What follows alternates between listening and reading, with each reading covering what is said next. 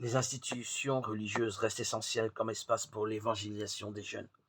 Il est important de prendre en compte certains critères en vue d'un renouvellement et d'une relance des écoles et des universités en sortie missionnaire, tels que l'expérience du kérigme, le dialogue dans tous les domaines, l'interdisciplinarité et la transdisciplinarité, le développement de la culture de la rencontre, la nécessité urgente de faire réseau et l'option pour les derniers, pour ceux que la société exclut et rejette.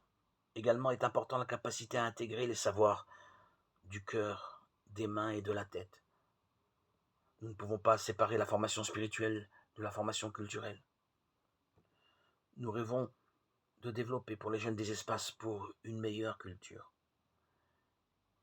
Et nous ne devons pas renoncer à le faire parce que les jeunes y ont droit.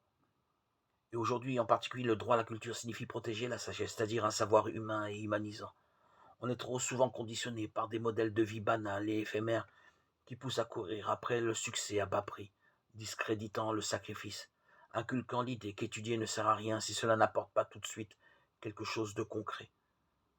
Non, non, l'étude sert à se poser des questions, à ne pas se faire anesthésier par la banalité, à chercher un sens dans notre vie. Il faut réclamer le droit à ne pas faire prévaloir les nombreuses sirènes qui aujourd'hui détournent de cette recherche. Ulysse, pour ne pas céder au chant des sirènes qui envoûtaient les marins et les faisaient se fracasser contre les rochers, s'attacha au mât du navire et boucha les oreilles de ses compagnons de voyage. En revanche, Orphée, pour faire obstacle au chant des sirènes, fit autre chose.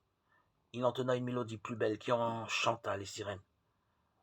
Voilà votre grand devoir, répondre au refrain paralysant du consumérisme culturel par des choix dynamiques et forts, avec la recherche, la connaissance et le partage.